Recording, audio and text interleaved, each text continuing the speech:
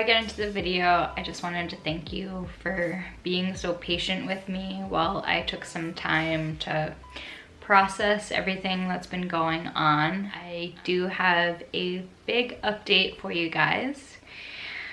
I think that I found my biological father. I'm working on a letter to him, which will probably be in the mail by the time this video goes up. It's been wild. I can't believe I am in this place right now after everything that I've gone through the past few months. It's been a lot. And yeah, I don't really know what's gonna happen moving forward, but I hope it's positive. And hey guys, it's me from the future. I am currently editing this video and realized that I needed to chime in here. So I understand that that was a very bare bones explanation of what's been going on. I want to tell you more, but I think that it deserves a dedicated video, and I am working on that video right now. That being said, I didn't want to leave you completely in the dark and just put up a Q&A without telling you an update. So this is where I'm going to leave it for now. And now I'm going to continue with the Q&A and your erratically scheduled programming.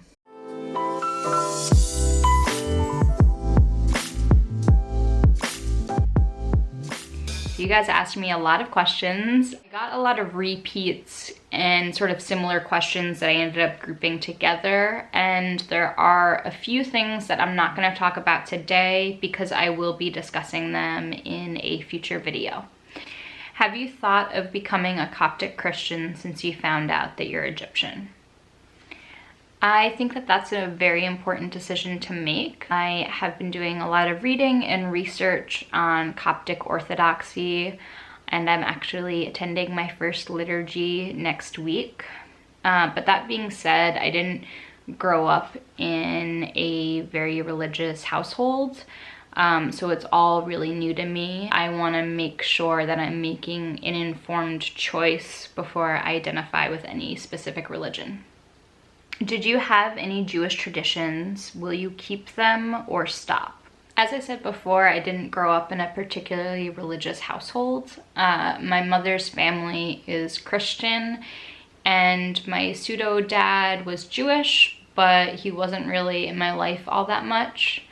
I didn't attend a place of worship as a child, and we celebrated both Christian and Jewish holidays, but never with any consistency. As of now, I don't really have any specific traditions. I have over the years celebrated holidays from different religions with family and friends and in-laws.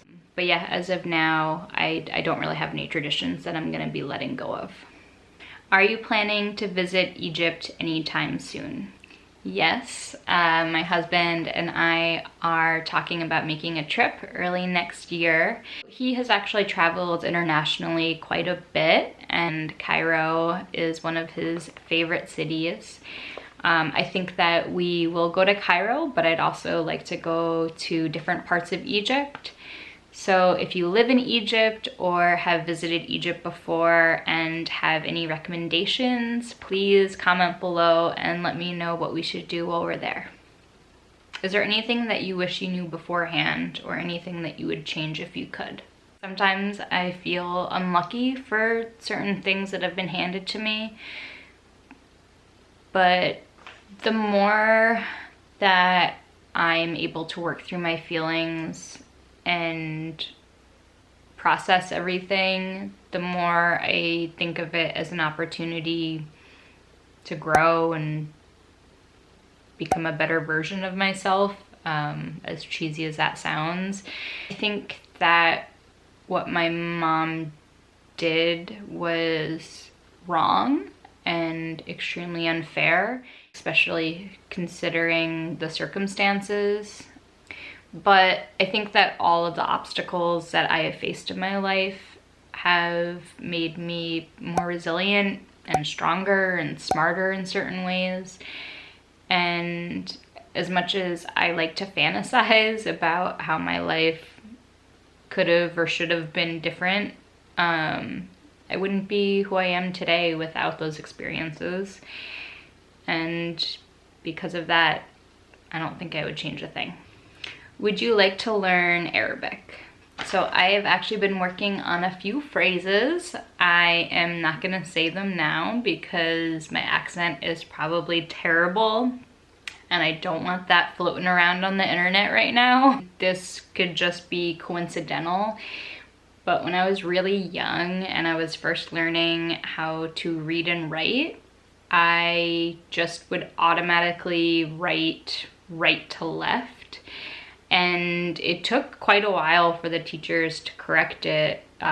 So I would write left to right like you're supposed to in English. Now knowing that my biological father is from an Arabic speaking country, I'm curious if there's some sort of correlation there. Maybe not. Maybe it's just because I'm left-handed or because I'm mildly dyslexic, but it's fun to think about. All right. Future self is chiming in to debunk my own theory. I did a little bit of research, and the thing that I was experiencing is called mirror writing. And while it's not very common, there does seem to be a strong correlation between mirror writing and left-handedness. What's the first thing you would ask your biological father? There are a lot of big questions I have for him. But I don't think those will be my first questions. I think that I will start off just getting to know him and asking small things as not to overwhelm him. But I think when I first get to know him, I would just like to know what sort of similarities we have. There are a lot of things about myself, pretty much everything, that is different from my mother. So I'm just really fascinated in how similar I am to my dad. Does he like sour and spicy things like I do? Are his feet gross and sweaty like mine? I don't know, I just want to know like what we do that's the same and if I get it from him. Have you met or plan to meet any more distant relatives? Yes, so I plan on meeting as many as I can, but I'm actually leaving in a couple days to go visit a cousin, and they are the ones who are taking me to my first liturgy. They have been so sweet and just warm and welcoming and amazing, and I'm really excited to meet them and spend some time with them. Have you changed how you identify your ethnicity? Do you feel like a person of color? This is a tough one. Although I am technically a mixed race person, I understand that my experience is different than a lot of mixed race people. I have light skin and am generally white passing, and I just want to make sure that I'm being respectful, and I don't know, all of this is just like a very new concept for me. I do consider myself half Egyptian because I am half Egyptian, but I am reluctant to consider myself a person of color or identify with certain ethnic categories because my experience is very much one of a white woman. I feel like I'm sort of in this gray shaded area. All right, I'm back for another clarification voiceover. I just wanted to make it clear that I am very proud of my heritage. I am just sensitive and empathetic towards the experiences of minorities and people who are marginalized in our society and those who fall victim to systemic racism. As someone who is generally perceived as white and believed they were white for their whole life, I am still navigating how to deal with my new racial identity. Do you feel anger towards your mom for not telling you? Yes, definitely.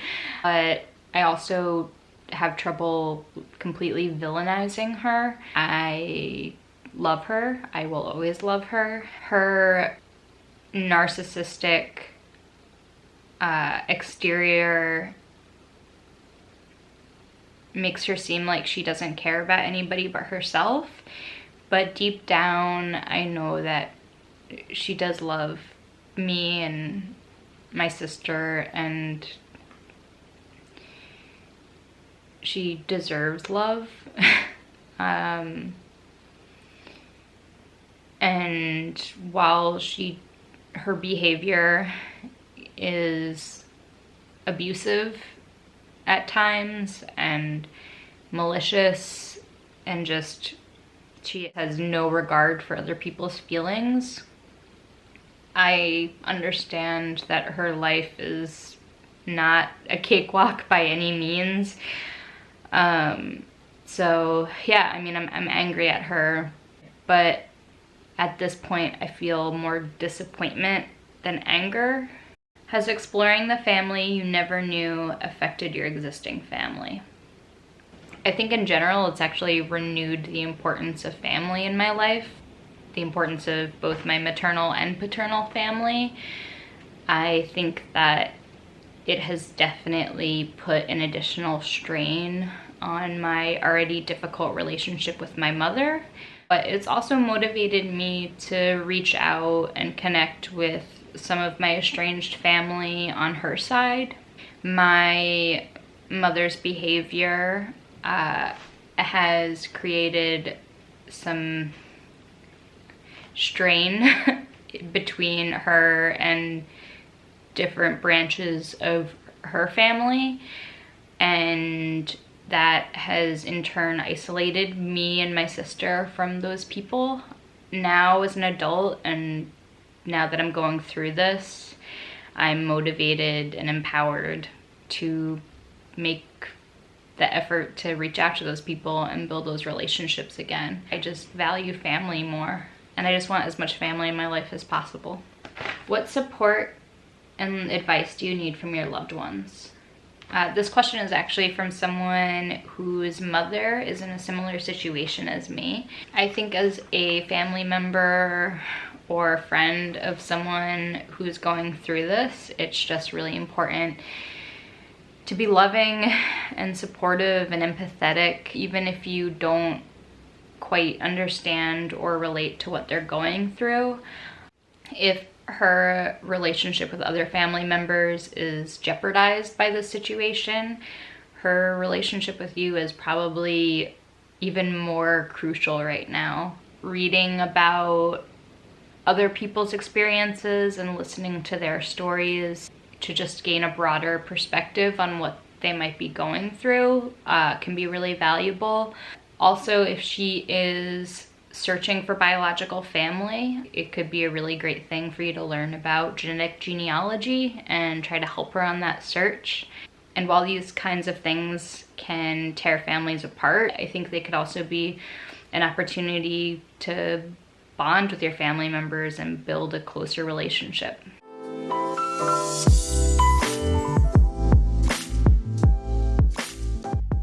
I just wanted to talk about a few things that came up a lot in the comments. There was a lot of confusion and some misinformation regarding the accuracy of DNA tests. The ethnicity aspect of DNA testing is an estimate, and it's based on the current test pool of the specific test that you take. And there is some room for error. That being said, the larger companies are pretty darn accurate on a continental level. So for example, if you have Irish heritage, there is a chance that that might pop up as English, but it is highly unlikely that that would come up as Middle Eastern or East Asian. If you suspect that your biological family is not who you're led to believe, the ethnicity aspect of the test can be an indicator, but you're really going to need to look at your DNA matches in order to further support your hypothesis. Also keep in mind that your biological parents could still be your parents, but there could be misinformation farther up the line. So for instance, maybe your mother is donor conceived and she doesn't know that. Perhaps your paternal grandfather was adopted and no one in the family was told. There could be something else going on that could explain why your ethnicity is not what you believed it to be. Now let's talk about the family matches. This aspect of the DNA test is extremely reliable in showing you who your biological family is. If your biological sibling, parent, aunt, uncle, grandparent, first cousin, if any of these relatives take a DNA test, they will pop up as a close family match. This is the incredible tool that allows adoptees, donor-conceived people, and NPEs such as myself find their biological family. Prior to taking my DNA test, I had very little knowledge of DNA or genetic genealogy, but I have learned a lot over the past few months and could talk more about it. So if you'd be interested in a dedicated video or you have a specific question, just let me know down in the comments and maybe I'll do a video on it. There were also a lot of comments debating whether Egypt was a North African, Middle Eastern, or Mediterranean country. It is all three. Egypt is geographically located in the continent of Africa. Therefore, it is a North African country. The Middle East is a transcontinental region that covers part of North Africa and Asia and includes Egypt. And Egypt is located on the Mediterranean Sea. Therefore, it is a Mediterranean country. I really need to learn how to film outros. Thank you so much for all of the love and support. Please check out the description box for pertinent links and information. Hit subscribe and the notification bell to be alerted when my next upload goes live. You can also check me out on Instagram at Rubble Jane. I love you all, and I will see you soon. Ever say hi to everybody.